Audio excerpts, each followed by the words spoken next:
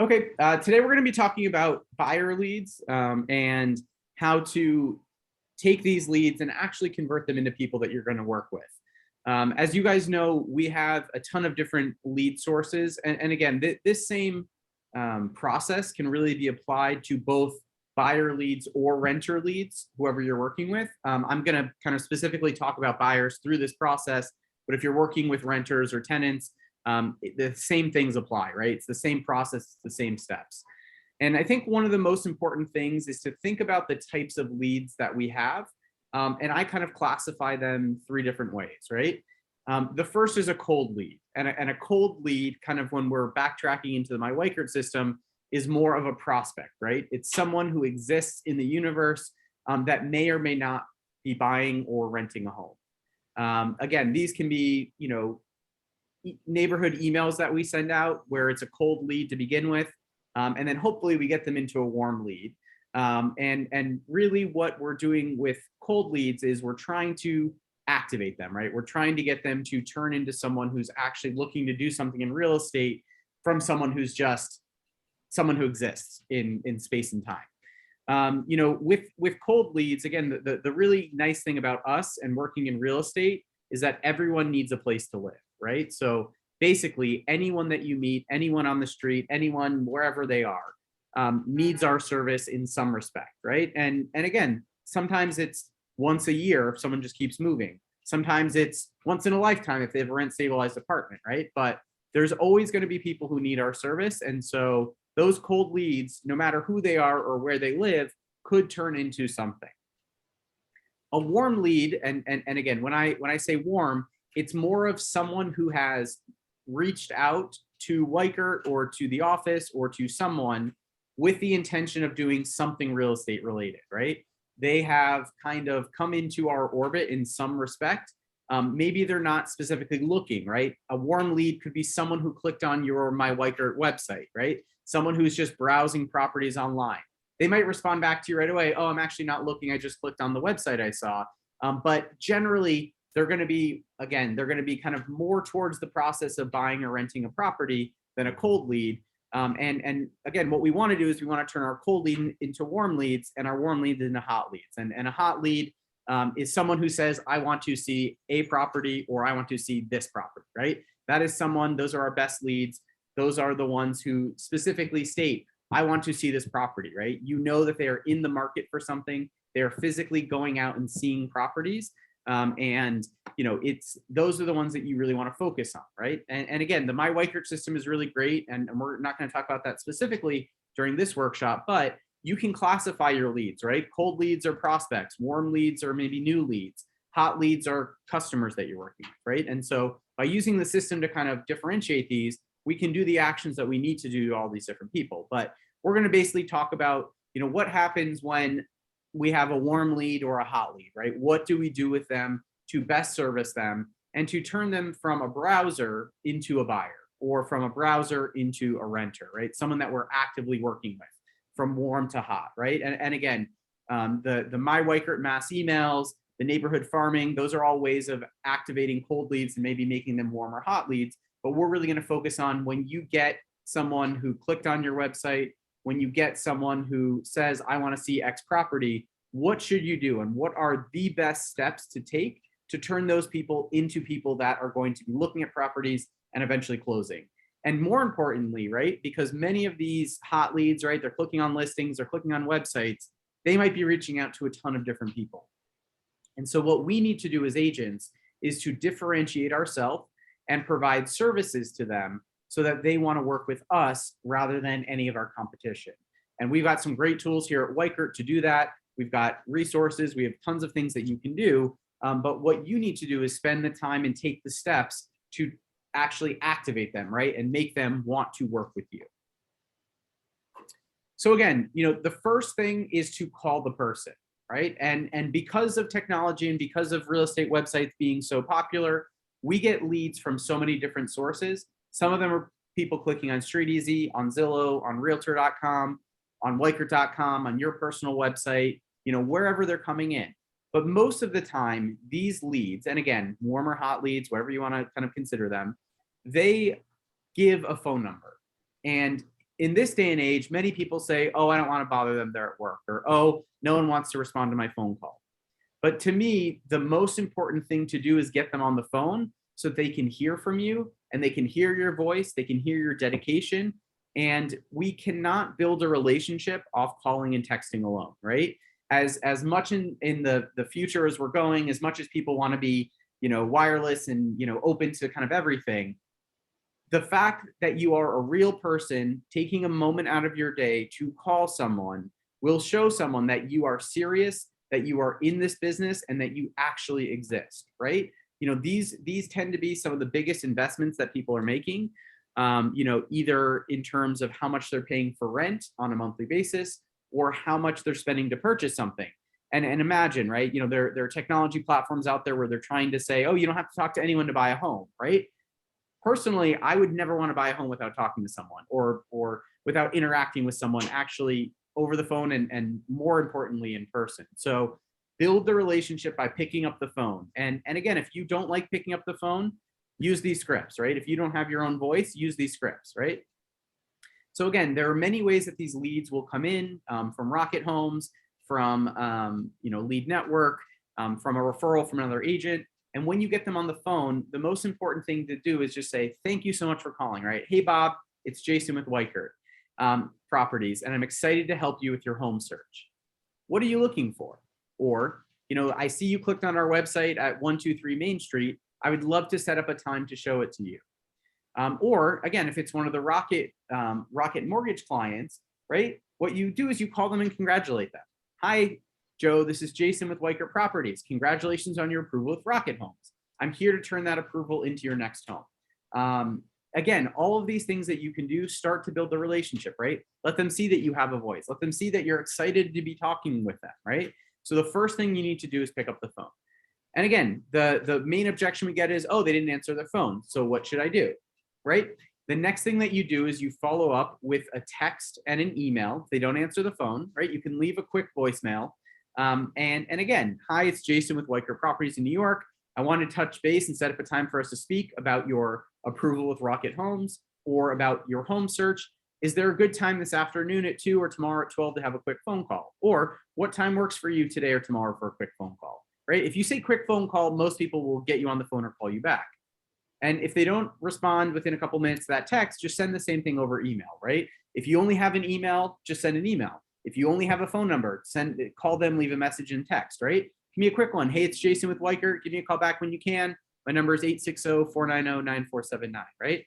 What we want to do is provide to them the different ways that they can get in touch with us. And again, I always like to try to get them on the phone, but if they don't and they text back, great, text them, right? That means that they're showing you that they want to be texted.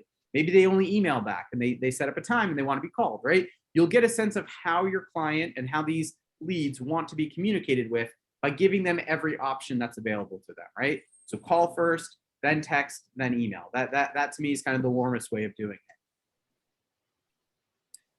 What happens if they don't respond, right? Sometimes this will happen. You don't get a response back from someone right away.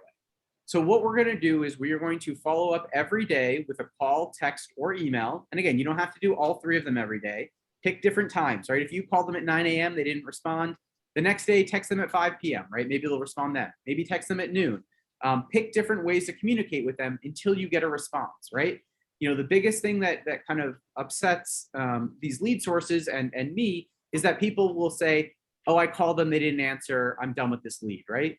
That's not you doing your job, right? Your job is to follow up with these people because they at some point said they were looking for something, right? That's these leads that are coming into you. And this is not being pushy, right? This is showing your dedication and service. At some point, people might say, hey, I'm not interested, right? Not a problem. You go back to the lead source, you tell them, hey, it's not working out.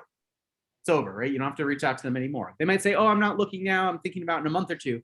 Not a problem. I'm going to stay in touch with you, right? But you want to continue to follow up with these people every day by call, text, and or email until you get a response. And again, usually people will respond at some point, not interested, or, oh, sorry, I was busy, or whatever it is, right? Again, you need to do this every single day. Pick different times of day, pick different ways of communicating with them. So another objection that comes up sometimes is that people don't know that they're already pre-approved by Rocket Homes, right? This is happening less and less now. Many of you who are on the Rocket Homes program understand how it's working now. And they say, oh, I didn't know I was pre-approved yet. And because again, sometimes we get the connection before the pre-approval is fully done, right? So what you do is you can say, why don't you reach out to your Rocket counselor and confirm the pre-approval? And when you get the Rocket lead, you'll also see who the pre-approval client relationship person is, so you can call them, right? That's not the person from Weichert Relocation. That's the person on the bottom of the email. You can see it will say, so-and-so's concierge is Sarah Smith, right? Whatever it is. If the leads aren't coming through Rocket or Relocation, and you're talking to them and they say, oh, I'm not pre-approved yet, you say, not a problem, right? Doug Cleary is our amazing mortgage specialist with Weichert Financial, and I will be giving him a call. His number is 914-309-1483. So put it in your phone and let me know a good time for him to give you a call, right? Set up the appointment for Doug. If he has to change it, that's okay, right? Find out from the client when works from them. Send Doug an email and give him the contact of the person and say, hey, she's available today at 4. If that doesn't work for you, let her know and you can reschedule it, right? And again, I always send an email introduction between the two, confirming the time of the call, and then they have each other's email addresses to kind of bring it to the next step. Okay, so you get them on the phone, right? They finally call you, hey, hey, Tom, thanks so much for your call. Yeah, I'm actually looking, I'm in Chelsea. I'm looking for a 2-bedroom up to $1 million. So your next thing is, that's a great neighborhood. When would you like to go out and check out apartments, right? And again, you don't have to do any legwork up to this point, right? All you're doing is trying to connect with someone. The only thing, and again, if you want, you can start doing searches beforehand, but really all you need to do is set up a time that they can see apartments and then start getting appointments ready for that time, right? Again, if they call you on a specific property, hey, I was reaching about 123 Main Street. Is that still available? You know what? Let me find out for you. But when can you see it? Because in this market, we want to get you out there as quickly as possible. Oh, I can see it tomorrow at 3. Great. I'm gonna call the the seller's agent. I'll find out when they can show it. Again, if they're asking for the same day, I always say, and again, if you're in New Jersey or if you're on LIBOR, sometimes we use lockbox services, so it's a little bit easier to do same day, but generally it's not good for your schedule, right? You probably have other things planned. So just say, hey, we need a little advance notice, right? Put it off on the owner. If the owner needs some notice, how about tomorrow at 3 or Saturday at 6, right? Give them 2 times that work for you. Again, in all this, it doesn't matter if it can be shown, if it's off the market, if they have offers, none of that matters right now. Take the time to get off the phone with them, have an appointment set already that you're going to be meeting with them, and do all your research and then circle back and confirm it, right?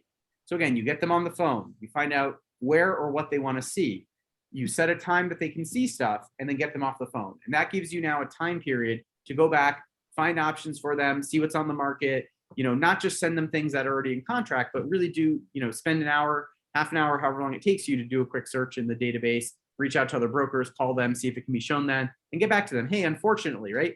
Think of how much better this is. Instead of you immediately calling them back saying, oh, unfortunately, 123 Main Street is in contract. What's their next thing? What are they going to say, right? Okay, thanks, bye, click, you're done.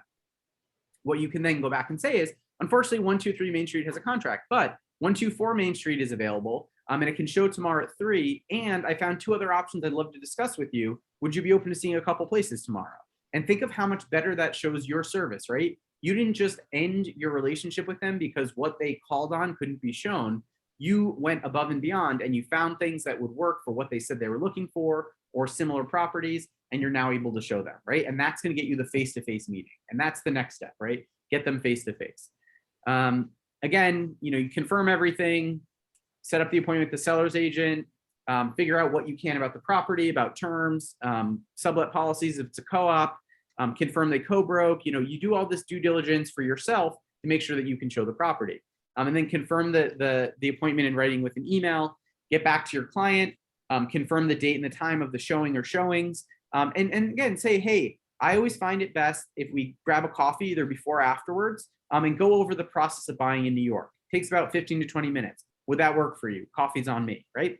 And I can tell you, in my, 7, in my 8 years of doing kind of a buyer consultation, no one has ever said no to me. I've never had anyone say, no, I don't want to meet with you, right? They say, oh, I can't do before, how about after, right? That's what they say.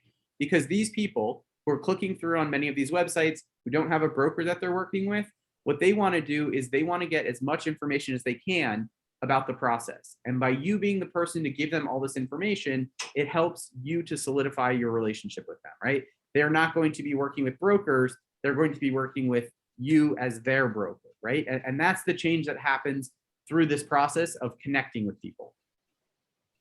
Again, the next step that I do once I've gotten that first appointment set is I add the lead into my Weichert, right? You add them in as a new client into my Weichert. If they're coming from Weichert Lead Network, they will automatically be portaled in there. And what you can do is you can set up search alerts in my Weichert. And again, I did that on another training. You can go back and watch that video. You can set up search alerts for all your clients so that my Weichert will immediately send them anything new that's on any MLS that you're a part of, right? So, if it's me, I'm on Rebni, LIBOR, and Cybor. So it will search all of those and send anything that pops up on any of those databases to the client, right? Again, let's say they're looking for a single family home in Astoria, right? For 1.2 to 1.6 million. I can do that search and hit every single board from one website, right? Rather than setting them up separately in LIBOR, in OLR, on all these different websites, right? If they don't say, hey, I want a co-op or condo, you can put both of them in. If they want a single family, put single and multifamily, right? And you can have them send listings and the system can automatically send them listings ASAP as they become available, right? That's really the best thing that you can do. Thank you. You can just drop it. Yeah, thanks. You're also able to see in the system if they have opened the email, right? And if they're interacting with the system, what they're clicking on, what they're liking. Again, it's a great way to stay on top of all your clients and just make sure that your My Weichert system has linked every board that you're a part of, right? Rudolin can help you with that. Rebni members have the Rebni listings. LIBOR members have all the one key ones. So you've got everywhere around there. Again, for anyone in New Jersey, the other ones will be on there as well. Okay, so you can also confirm, you confirm everything the day of, right? I always say this just as a reminder. We always want to confirm all appointments that we have. I always do it the night before and the morning of, with the seller's agent and with the customer, right? To make sure that you have that appointment, it's still going on, they didn't accept an offer, right? And to make sure everyone's showing up when they should, right? Sometimes it will happen where they won't show up, but generally, if you confirm night before and morning of, I always do this, you'll have success with your showings. So at the showing, right? Many times, this is the first time that you're meeting the client, right? And again, we're going to talk about next about the buyer consultation. I try to do it before. If you can't, you do it, before the first showing or after the first showing. But at the showing, right? Be friendly, right? You got to build a relationship with them. They're not going to work with someone who's like a sourpuss, right? Ask questions. How long have you lived in the neighborhood? Or why are you moving here? Or, do things. Oh, what do you think about these windows? Great light, huh? Right? Build rapport with them, right? Build rapport. Again, I always like to do it in person to reconfirm their mortgage pre-approval or ask if I can introduce them to Doug. Again, remind them of our Amazon script, right? Weichert is a full service company. We have everything you need for the real estate process all under one roof, right? We have us as the real estate agents to help them with finding a home. We have Doug to help them finance if they need it. We have Jamie to help with homeowners or renters insurance. We have affiliated moving companies, contractors, real estate attorneys, whatever they need, they know, right? And again, make the next appointment when you're with them. I always find this is a great thing, right? You go and see one or two properties, like, this didn't fit what we need. Not a problem, right? When are you next able to go out? I'm going to keep scouring the market. I'm going to do some reach out to find out what I can find. When are you next available to see places? Well, I'm not sure. Would Saturday at 2 work for you, right? Or Sunday at 2? I just want to make sure that I have your schedule so that if something great comes on, we can confirm the appointment right away. What I always say right now is that in this market, things are going very quickly. So I want to make sure that we get in as fast as we can, right? Many of you who are working, Michael can talk about this, right? Listed something a couple days ago, they already have multiple offers above the asking price, right? And we're finding that across the market from, the $250,000 buyer to the $25 million buyer, maybe a little slower on that end, but still. Again, and follow up with them the next day, right? Follow up is so important in our business. Hey, Joe, really nice meeting you yesterday. Just wanted to follow up and let you know, right? Let you know if there's more options on the market. Let you know that I found things to show on Saturday. Let you know that they actually just got an offer on the property that we saw, right? keeping people updated.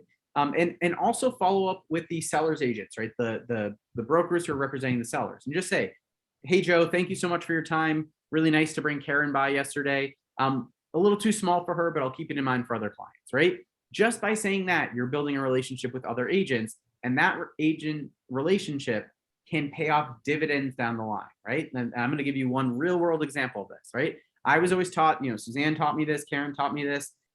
Always follow up, even if they don't like it. Just say thank you for the showing, thank you for your time, and I always do this.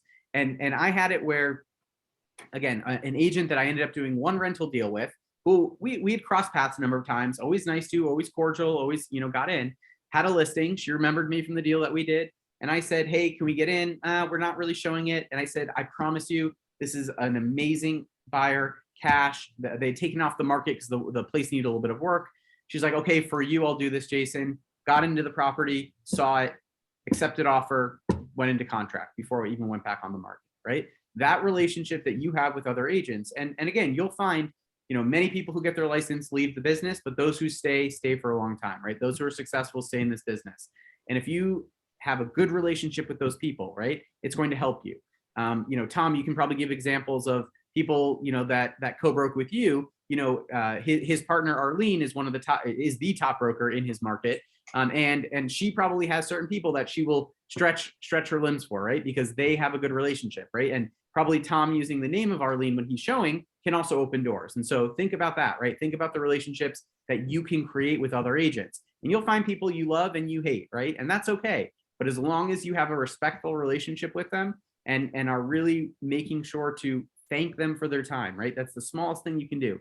You showed 5 properties. How long will it take you to send 5 emails, cut and pasting? Hey, Joe, thank you so much for your time. This didn't work for Karen, but I'll keep it in mind for other clients, right? Send it to the 5 people, probably under a minute. And that will help you stick in the minds of other agents and help you build relationships with other agents that will pay dividends down the road. Again, so after that first showing, those first couple showings, sit down with them, buy them coffee, right? And I can tell you a story where we had a referral from another agent who was looking to move to New York. I gave it to a former agent with us, took them out to see 5 properties, was doing the buyer consultation. They went to get coffee. The agent didn't pay for it. And I got a call from the manager who had referred it saying, hey, they thought that this agent was cheap for not buying them a coffee. They want to work with someone else, right? And another agent, no joke about this, another agent at the office met with them, did the same thing, bought them coffee, closed on a like $1.5 million property, right? Think of that return, right? You're paying $5, maybe $10 if it's 2 people for coffee, and just showing them that you care, right? I'm gonna spend a little bit of time, right? It's an investment in your business. You can write it off, right? You can write it off on your taxes. It's basically, it's not free, but you're saving a lot of money on it. So it's basically 30 to 40% off. So and sitting down with them and doing the buyer consultation, right? Do it if they're afraid of being inside, do it outside, right? Find a park, find a bench. We're in New York. There's coffee shops everywhere, right? Almost no other agents do this, right? The buyer consultation. And again, go back, watch the videos on the buyer consultation if you're not familiar with it. This is our really key tool to explain to a home buyer what the process is of buying a co-op, a condo, a single family, a multifamily home in the state of New York, right? This applies basically all across the state. Almost no other brokers will have done this with them, right? Because if they had done this and they did it well and they explained the process and answered their questions, they wouldn't have clicked on a referral link or be talking to you, right? And so the buyer consultation is the best way to build loyalty with your customers. Our kind of best practice and our standard is that if you want to remain on, Weichert Lead Network, if you want to remain on Rocket Homes, and you get a lead and you meet with them, you must do the buyer consultation front to back. And again, you can personalize it so you can take out stuff you don't like within the first 5 days of getting the lead. Sitting down with them in person, over Zoom, over FaceTime, whatever it is, and doing it with them. Otherwise, we're gonna have to take you off the lead source, because we've seen that those agents who do a buyer consultation and do our buyer consultation, their conversion rate goes from 1 or 2% to like 5 to 10%, right? And that means more money in your pocket, right? And that's why we want you to be a better agent. That's what I'm here for, to make you a better agent. And doing the buyer consultation will make you a better agent. If you're not comfortable with it, practice, friends, family, loved ones. Do it for every client, right? I do this with every single client that I work with who's a buyer who doesn't understand the process. And some people who've bought in the past thank me for doing it again because they forgot. Oh, I forgot I need an attorney. Oh, I forgot I need the pre-approval before we even go out and look at stuff, right? So it's so important to do this and to get the fair housing and agency disclosure form signed by them, because then you're covered, right? If you go and close on a property and you didn't get them to sign the fair housing and agency disclosure forms, and they won't sign it afterwards, you will not be paid on that deal, right? So that's part of the buyer consultation, explaining to them our service, what you provide, and building this relationship. And what is that, right? And again, this is kind of a summary of what a buyer's agent does, but in my mind, we help agents through two ways. Sorry, we help our consumers, our clients, and our customers through two ways. We save them time and we save them money, right? As an agent, as a broker, that's really what we can do. We can save them time and money. We save them time by doing the legwork, finding properties, vetting them, right? Maybe they see something online that looks amazing and the broker won't ever call them back, right? You know, they might have a 9-to-5 job. Your 9-to-5 job is to get in touch with that broker and get them into that property, right? Think of it that way. You set up the appointments, you confirm the appointments. You have the team of people, the attorney, the mortgage broker, the insurance, the contractors, the designers, everything, right? You know the process of purchasing, right? You know how to get through a board package. And again, if you're brand new to this business, right? Iris is here, day two, not even licensed or license processing right now, but she can say, my team has done this for decades, right? My team knows this process and we can get you through this whole process, right? As you're learning it yourselves. You can also help them save money, right? You know the market and can figure out with comps, with databases, with research, what something's worth, right? They might see something and be like, it's asking $1 million. I think it's worth 800,000. And you can show them, hey, the last 4 apartments in the building sold for over $1 million. They underpriced this to get a bidding war, right? And that's going to save them time because they're not going to go and see the property if that's the case. And it's going to save them money because they're like, well, maybe I will pay that, right? And maybe they'll win out on it. You negotiate on their behalf, right? The seller's agent works for the seller, right? Remind them that. The seller's agent works for the seller. As a buyer's agent in New York City, through Redknee, through LIBOR, through CYBOR, right? We can represent you as a buyer and we can represent your best interest and our fiduciary responsibilities to you, and you pay us nothing because we are paid a percentage of the commission at the closing by the seller, right? And that commission, 99.9% of the time, is the same. If they walk in the door directly and talk to the seller's agent, or if you represent them, right? And because of that, they're going to have representation with you as a buyer's agent versus not having representation if they go directly to the seller's agent. You can also help connect them to services, contractor, inspectors, movers, whoever it is, right? Everything they need in the whole process, we have here at Weichert all under one roof. So again, you call them on the phone, you found out what they were looking for. You set up appointments, you went, you showed them their first property. You showed them 5 properties, let's say. You did the buyer consultation. They're like, amazing. I love you, Tom. I'm going to work with you, right? Great. So what are the next steps, right? We need to continue this relationship in a way that's going to be effective and following up with them. I always say, send them options, right? And in the My Weichert system, you might have automatically set up the search alerts to go out every time they come on the market, but you can also send additional options, through the MLS. And my suggestion is send a maximum of 5 or 6 per email that you send, even if it's ones that already went to them automatically, right? And give your opinion of why you sent it to them, right? Hey, Tom, I just want to let you know I found, 4 options. You mentioned in the first place that we saw the kitchen was too small. These seem to have really nicely renovated kitchens, which was important to you, right? And again, that's building their trust in you because you're like, hey, he's not just sending me, going into MLS and putting my price range in and sending me everything. He's listening to what I'm saying. And any active client, right? At this point, this is a hot lead. This is a customer you're working with. You want to follow up with them every day or every other day, right? And just check in with them. It's not being too persistent, right? It's either saying, hey, here's a new option. What do you think? Hey, there's nothing new, but I've been looking, right? It's keeping you top of mind. Hey, have you seen anything online? When are you able to go out next just in case I see anything, right? Just follow up every other day. You'll get into the cycle of this with clients, but you want to stay in touch with them, stay a resource, and stay top of mind. Again, one of the biggest complaints, again, that we get is that, oh, I took Joe to see 10 apartments. He didn't buy anything, right? Well, most buyers take 4 to 6 months to find their apartment, right? The good thing is that we are getting them usually at a stage where they're closer to the end. And many of the agents, Michael can talk about the Rocket leads. He's shown people maybe 5 apartments and they bought something, right? Or Zach is an example. Zach A, he showed 1 apartment to someone and they bought it. His first buyer went out, showed 1 apartment, boom, right? And so again, give it time, continue to follow up, use the My Weichert system to log your calls, your texts, your emails, so you know who you're in touch with, who you need to keep in touch with so you don't forget about them. Again, show your value, right? Make sure that they know how you're going to be helping them and that you're helping them save time and money. And again, if you get a lead, right? Let's say you get someone, and this happens sometimes with Rocket. They say, oh, I'm looking in Long Island City, right? And in reality, they're looking in Long Island, right? Don't just release the lead, right? Send me an email saying, hey, Jason, I spoke to Joe. He's actually looking in Long Island. I don't cover there. Can you reassign it? And I'll say yes, and I'll do that for you, right? Don't just give it away. Even if it's outside, right? If it's in New Jersey, we have people, right? Tom's on this call right now. We have a number of agents who are licensed both in New York and New Jersey. If they say, oh, they're looking here, send me the lead or give me the information from where you got the lead. We'll reassign it if we can, right? And the last thing I always remind people, and again, many of you have started the mass email campaigns in different neighborhoods, which is a great way to kind of get your name out there.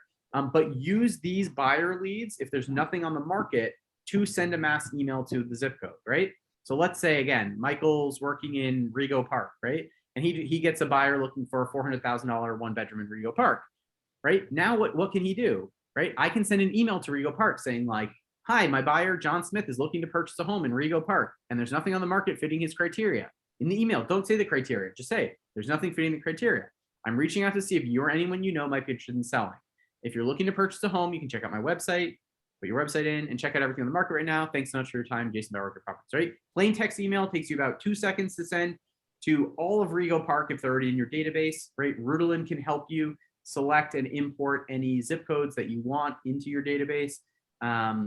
But this is a great way to reach out to other people, right? And don't limit it, hey, if you want to sell, maybe some of those people want to buy. And that's why, again, use this script, right? I'm going to send these slides out so you'll have all these scripts that I kind of went over today. But that's basically it, right? This is it's a great time to be prospecting. It's a great time to be working with buyers because interest rates are going up, right? And again, use that. We'll talk about this at the meeting tomorrow.